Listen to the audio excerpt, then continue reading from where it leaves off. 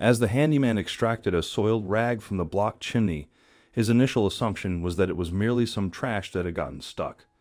However, upon scrutinizing it more closely, he was taken aback by what he beheld. Colin Davidson embodied the essence of a handyman, a true jack of all trades. He possessed the ability to tackle a wide variety of tasks and was remarkably skilled in all aspects of DIY work. While his initial training had been as an electrician, he had accumulated a wealth of invaluable expertise throughout his many years in the field.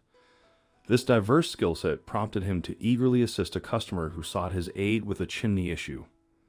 Originally called upon to rectify an electrical glitch in the elderly woman's primary fuse box, Colin engaged in conversation with her as he worked.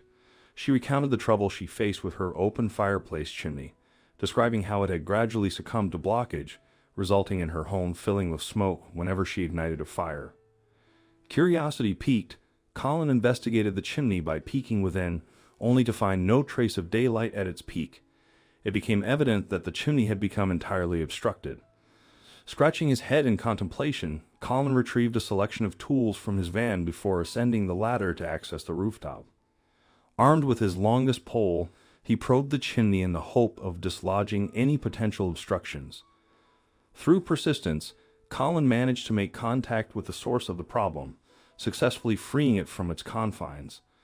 The distinct sound of an object tumbling down the chimney stack resonated, ultimately landing within the unused fireplace below. Satisfied with his efforts, Colin ventured back indoors to examine the cause of the commotion. Within the fireplace lay a sizable, tightly wound mass of blackened refuse. It must have become lodged up there somehow, and while the smoke must have been able to get past it for a while, the soot had built up around it to a point where no more smoke could pass, causing the blockage. Colin tiddied his things away, said goodbye to the grateful woman, and headed back to his van, carrying the trash with him. He never liked leaving a job in a messy condition. Colin drove all the way home and unpacked his gear. He took the old piece of trash from inside the old lady's chimney and threw it into a garbage can in the corner of his garage before straightening up his things and making sure that everything was ready for work the next day. However, just before he headed into his house, Colin suddenly had the urge to take a look at the trash he had dislodged from the woman's chimney. There was something about it that was drawing him to it. He plucked it out of the bin, shook off some excess soot, and laid it down flat on a workbench in his garage. What he saw made his eyes widen. Colin had found some kind of map. Now this wasn't any ordinary kind of map that had been printed and distributed, making them common and unremarkable. Instead, this one was hand-scribed, clearly made by someone long, long ago. This was a very strange discovery. Despite Colin's broad knowledge of many things, he had little knowledge of maps and cartography. If he wanted to find out more about this map, he would need to contact someone who was far more knowledgeable in the subject.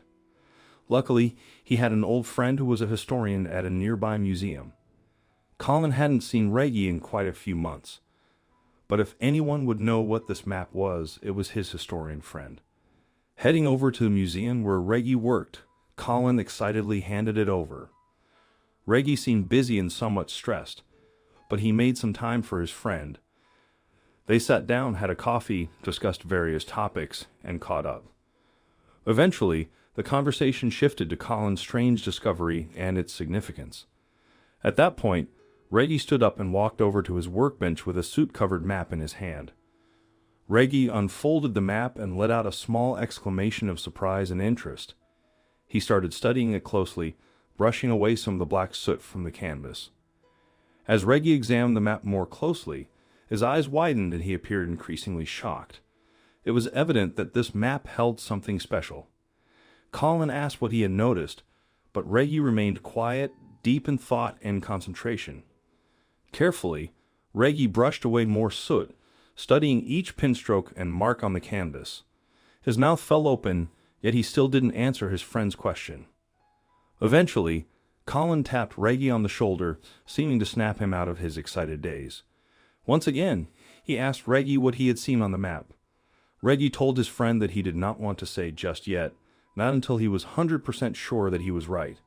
Intrigued, if not a little impatient, Colin allowed his friend to keep the map for a few days to conduct some research on it. Heading home, Colin's stomach was filled with butterflies. While he had yet to learn anything from Reggie, it couldn't be denied that the historian was excited by the discovery. Colin knew that Reggie rarely got excited over anything, so seeing him in such a state gave him something to get thrilled about himself. It was certainly going to be a long few days waiting for some news. However, even then, Colin could never have believed the truth about the map. But the truth would soon come out and change his life forever. In the meantime, Colin conducted some of his own research. He went on the internet and searched for maps, trawling through hundreds, maybe even thousands of images. There were modern maps, old maps, printed maps, handwritten maps, and even pirate maps. However, none looked quite like the one he had found lodged in the chimney. This only deepened the mystery for Colin. Fortunately, he had several jobs booked to keep his mind occupied. Otherwise, the mystery of the map would have driven him mad. Several days later, the handyman received a phone call from Reggie, who still sounded fairly excited. Reggie asked Colin to come down to the museum so he could tell him what he had discovered about the map. Colin hopped into his van and headed out onto the road. All the way there, Colin's mind was racing at 1,000,000 miles an hour. Maybe it wasn't as exciting as he believed. Maybe it wasn't all that interesting after all, and Reggie was just joking with him. It wasn't until Colin walked into the building and saw the look of genuine shock and excitement on his friend's face that he knew it would be good and exciting news. In truth, the map that Colin had dislodged from the chimney was indeed a valuable historical artifact. It traced back to the 17th century and was crafted by the renowned Dutch engraver Gerard Folk. Crafted with his own hand, this map existed as the sole of its kind, with no other copies in existence. When Colin inquired if Reggie was certain, the historian's enthusiastic nod confirmed the authenticity, with several hallmarks pointing to Gerard Folk as the creator. What an extraordinary revelation! Yet within this narrative, a singular twist remained. The map's journey into the chimney remained shrouded in mystery, destined to remain an enigma for eternity. Nonetheless, what remained clear was that the right collector would be willing to pay a substantial sum for this unparalleled map, provided it was in good condition. Reggie and his team meticulously restored the map, revitalizing it to its former splendor. Upon completion, it appeared as pristine as when it was first crafted. Their exceptional efforts were evident. Subsequently, the map was auctioned off for several $1,000,000, leaving Colin astounded by the unimaginable wealth it brought. Occasionally, Colin would pause and find himself smiling, acknowledging that his curiosity had prevented the map from being discarded and lost forever. What are your thoughts on this story?